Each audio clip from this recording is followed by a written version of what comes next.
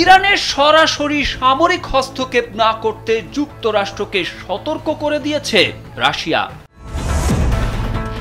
Iran কখনো কারো কাছে মাথা নত করবে না। শহীদদের রক্তের জন্য ইসরায়েলকে শাস্তি পেতেই হবে। জাতির উদ্দেশ্যে ভাষণে এমন হুঁশিয়ারি দিয়েছেন ইরানের সর্বোচ্চ নেতা আয়াতুল্লাহ আলী খামেনি। প্রয়োজনে মধ্যপ্রাচ্যে থাকা মার্কিন সামরিক ঘাঁটি গুঁড়িয়ে দেওয়ার হুঁশিয়ারি দিয়েছে ইরান। ফুরিয়ে আসছে ইসরায়েলের আকাশ প্রতিরক্ষা ক্ষেপণাস্ত্র, আর মাত্র 10 থেকে 12 দিন চলতে পারবে দেশটি। একযোগে 50টি যুদ্ধ বিমান নিয়ে ইরানে হামলা চালিয়েছে ইসরায়েলের বিমান বাহিনী। ইরানের পরমাণু স্থাপনার কোনো ক্ষতি করতে পারেনি ইসরায়েল, জানিয়েছেন দেশটির পারমাণবিক শক্তি সংস্থার প্রধান মোহাম্মদ ইসলামী। অনুমতি ছাড়াই তুরস্কের আকাশে ঢুকে পড়ে ইসরায়েলের যুদ্ধ বিমান। তুর্কি বিমান বাহিনীর বাধায় চলে যেতে বাধ্য হয়েছে সেই যুদ্ধ বিমান।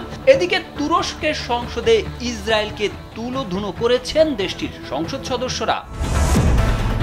পাকিস্তানের সেনা প্রধানের সঙ্গে মার্কিন প্রেসিডেন্ট ডোনাল্ড ট্রাম্পের রুদ্ধদ্বার বৈঠক অনুষ্ঠিত হতে যাচ্ছে। ইতোমধ্যেই পাক সেনাদের প্রধান যুক্তরাষ্ট্রে অবস্থান করছেন।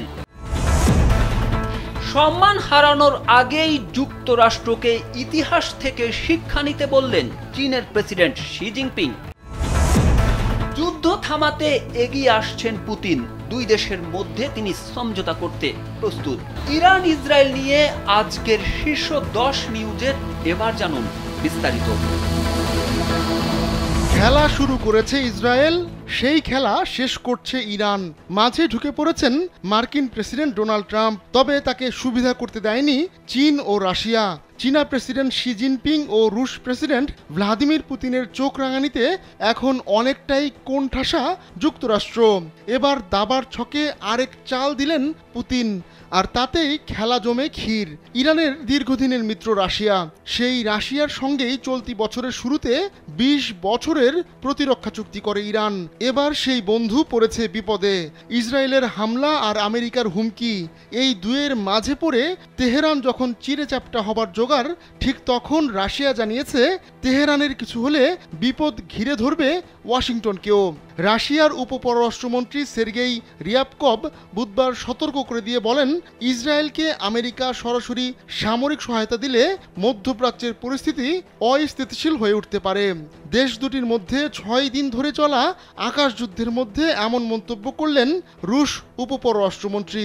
পৃথক এক মন্তব্যে রাশিয়ার এসভিআর ফরেন ইন্টেলিজেন্স সার্ভিসের প্রধান সের্গেই নারিশিকিন জানান, ইরান ও ইসরায়েলের মধ্যকার পরিস্থিতি এখন খুব গুরুতর।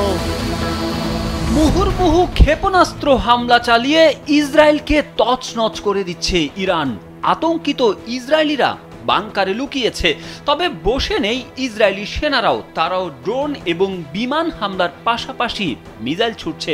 হামলা পাল্টা হামলার উত্তেজনাপূর্ণ পরিস্থিতির মধ্যে জাতির উদ্দেশ্যে টেলিভিশনে ভাষণ দিয়েছেন ইরানের সর্বোচ্চ নেতা আয়াতুল্লাহ আলী খামেনি। তিনি দৃঢ়ভাবে বলেন, ইরান কখনোই আত্মসমর্পণ করবে না। ইরানের সর্বোচ্চ এই নেতা আরো বলেন, ইরান চাপিয়ে দেওয়া যে কোনো যুদ্ধের মতোই চাপিয়ে দেওয়া শান্তির বিরুদ্ধেও দৃঢ় অবস্থান নেবে। কারো চাপের মুখে কখনোই আত্মসমর্পণ করেনি এবং করবে না। তিনি আরো বলেন, যারা ইরান ও এর ইতিহাস সম্পর্কে জানে তারা জানে যে ইরানিদের হুমকির ভাষায় কোনো উত্তর পাওয়া যায় না। খামেনি মার্কিন প্রেসিডেন্ট ডোনাল্ড ট্রাম্পের বক্তব্যের প্রসঙ্গ টেনে বলেন, মার্কিনীদের জানা উচিত যুক্তরাষ্ট্রের যে কোনো সামরিক হস্তক্ষেপ নিঃসন্দেহে অপূরণীয় পরিণতি বয়ে আনবে। শুক্রবার ইসরায়েলের সামরিক বাহিনী ইরানে অতর্কিত হামলা চালায়। ওই দিনই সর্বশেষ জনসম্মুখে দেখা গিয়েছিল খামেনিকে। এরপর এই প্রথম প্রকাশ্যে ভাষণ দিলেন ইরানের সর্বোচ্চ নেতা। বিশ্ব রাজনীতিতে এখন একটাই আলোচনা, ইরান ইসরায়েল সংঘাতের ভবিষ্যৎ কি। চলমান সংঘাতের মধ্যে বারবার উঠে আসছে বিশ্ব মোড়ল ডোনাল্ড ট্রাম্পের কথা। সরাসরি ইসরায়েলকে সাহায্য করে যুক্তরাষ্ট্র যেন যুদ্ধের তীব্রতা বহুগুণে বাড়িয়ে দিয়েছে। তবে এবার সামনে আসছে আরও এক চাঞ্চল্যকর তথ্য। ইরান ইসরায়েল সংঘাতে যদি যুক্তরাষ্ট্র সরাসরি জড়িয়ে পড়ে তাহলে মধ্যপ্রাচ্যে থাকা মার্কিন সামরিক ঘাঁটিগুলোতে ভয়াবহ হামলা চালাবে ইরান। দেশের সামরিক বাহিনীর অন্তত 2 জন উচ্চপদস্থ কর্মকর্তা এমনটাই হুঁশিয়ারি দিয়েছেন। নিউ ইয়র্ক টাইমসের এক প্রতিবেদন অনুযায়ী ইরান তাদের হামলার প্রস্তুতি প্রায় চূড়ান্ত করে ফেলেছে। যদি যুক্তরাষ্ট্র ইসরায়েলের সঙ্গে যৌথভাবে ইরানে হামলা শুরু করে তাহলে ইরাকের সামরিক ঘাঁটিগুলোই হবে তাদের প্রথম লক্ষ্যবস্তু। এরপর ধীরে ধীরে অন্যান্য ঘাঁটিও তাদের আক্রমণের শিকার হবে। ইরানের জন্য মধ্যপ্রাচ্যের মার্কিন ঘাঁটিতে হামলা চালানো খুব কঠিন হবে না, কারণ তেহরানের কাছে থাকা অল্প, মাঝারি ও দূরপাল্লার ক্ষেপণাস্ত্রগুলো দিয়ে সহজেই ইরাক, বাহরাইন, কাতার ও সংযুক্ত আরব আমিরাতের মার্কিন ঘাঁটিগুলোকে নিশানা করা যাবে। এই অবস্থায় মধ্যপ্রাচ্যের মার্কিন সামরিক ঘাঁটিগুলোতে সর্বোচ্চ সতর্কতা জারি করা হয়েছে। এর মধ্যে বিভিন্ন ঘাঁটিতে 40,000-এরও বেশি নতুন সেনা মোতায়েন করা হয়েছে। ইসরায়েলের অ্যান্টি ব্যালিস্টিক ব্যবস্থা নিয়ে মার্কিন পত্রিকা ওয়াশিংটন পোস্ট যে তথ্য দিয়েছে তা নিয়ে হইচই পড়ে গেছে। কারণ ইরান থেকে ছুটে আসা ক্ষেপণাস্ত্রের বৃষ্টিকে রুখতে অ্যান্টি মিসাইল ব্যবহার করছে ইসরায়েল। নেতানিয়াহু বাহিনী ইরানের ছোড়া শত শত ক্ষেপণাস্ত্র কতদিন প্রতিহত করতে পারবে এমন প্রশ্ন যখন ঘুরপাক খাচ্ছে জনমনে, তখন জানা গেল শেষ হয়ে আসছে ইসরায়েলি সেনাবাহিনীর প্রতিরক্ষা ক্ষেপণাস্ত্রের মজুদ। এই তথ্য শুধু সামরিক বিশ্লেষকদেরই নয়, আন্তর্জাতিক সম্প্রদায়কেও গভীরভাবে চিন্তায় ফেলেছে। 13 জুন ইসরায়েল ইরানে আক্রমণ শুরু করার পর থেকে হামলাগুলোর তীব্রতা বৃদ্ধি পায়। তবে ইরানের কৌশল অত্যন্ত সুচিন্তিত। তারা একাধিক পুরনো ও সস্তা ক্ষেপণাস্ত্র ব্যবহার করে ইসরায়েলের ব্যয়বহুল প্রতিরক্ষা ব্যবস্থাকে পর্যায়ক্রমে দুর্বল করে দিচ্ছে। এই কৌশলকে বলা হচ্ছে অ্যাট্রিশনাল ওয়ারফেয়ার বা ক্ষয়কারী যুদ্ধ, যার লক্ষ্য হলো শত্রুর শক্তি ও সম্পদকে দীর্ঘমেয়াদে নিঃশেষ করা। ইরান মনে করছে ইসরায়েল যদি প্রতিটি হামলায় লক্ষাধিক ডলার ব্যয়ে প্রতিক্রিয়া জানায় তাহলে সে কৌশলগতভাবে পিছিয়ে পড়বে। ওয়াশিংটন পোস্টের ওই প্রতিবেদনে আরও বলা হয়েছে, ইরানের একটি ছোট ব্যালিস্টিক ক্ষেপণাস্ত্র হামলা প্রতিহত করতে ইসরায়েলকে ব্যবহার করতে হচ্ছে 10 থেকে 15টি প্রতিরক্ষা ক্ষেপণাস্ত্র, যার মধ্যে থার্ড প্রতিটির দাম অন্তত $12 মিলিয়ন। অন্যদিকে ইরানের সর্বাধুনিক ক্ষেপণাস্ত্র ফাত্তা 1 তৈরিতে খরচ হয় মাত্র $2 লাখ।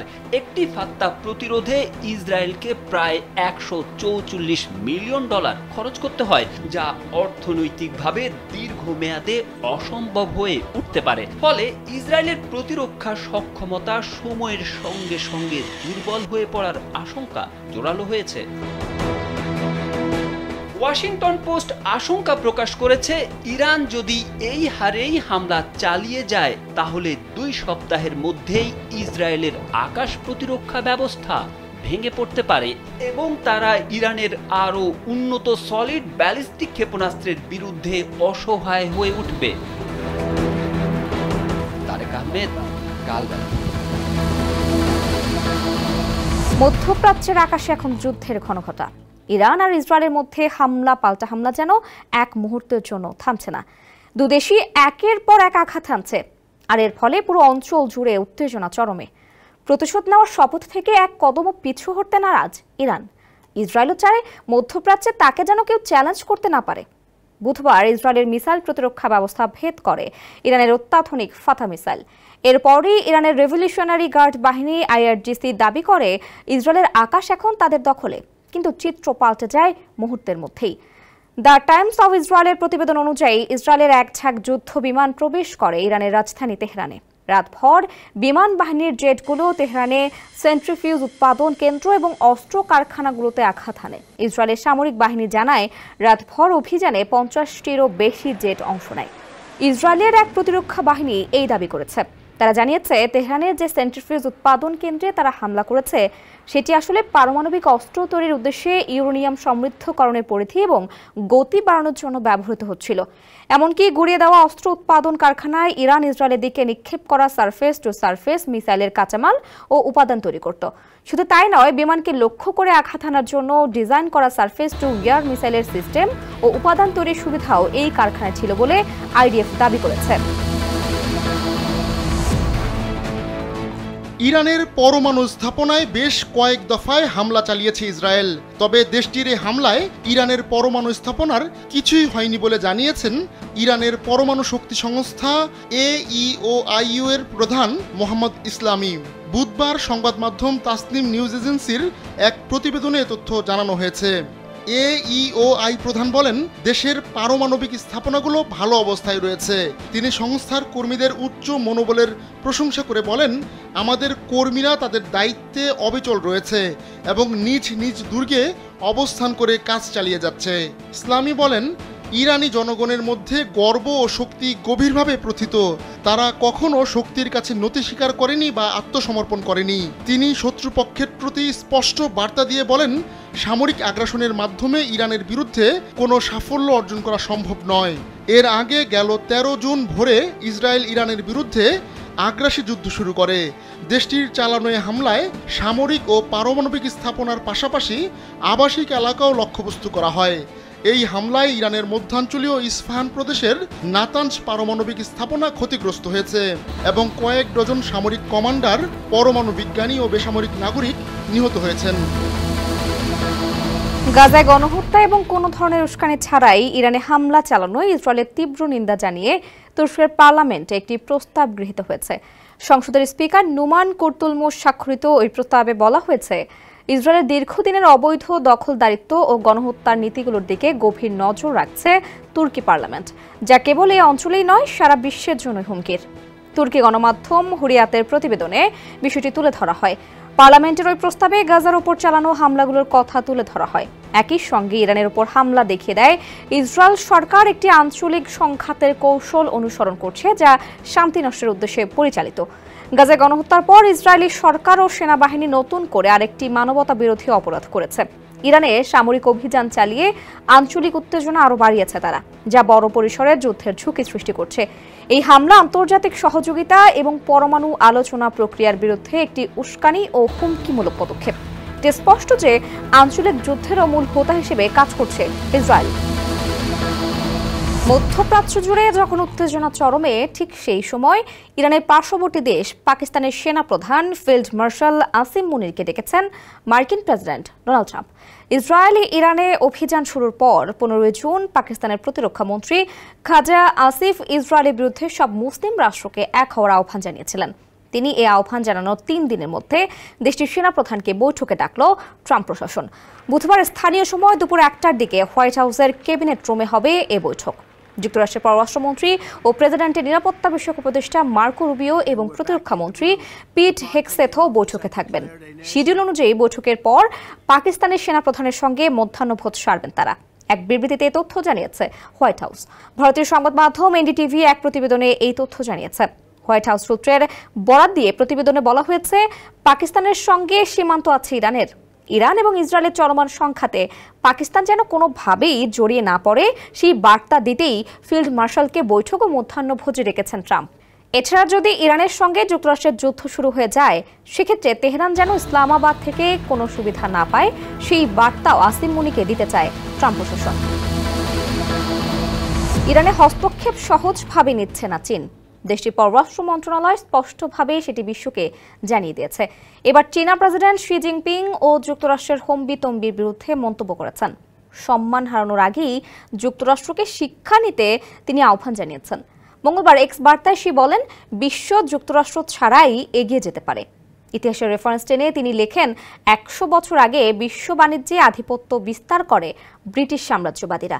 বিশ্বের 20% বেশি সম্পদ নিয়ন্ত্রণ করত তারা। এ নিয়ে ব্রিটেন গর্ব করে বলতো, ব্রিটিশ সাম্রাজ্যে সূর্য কখনো অস্ত যায় না।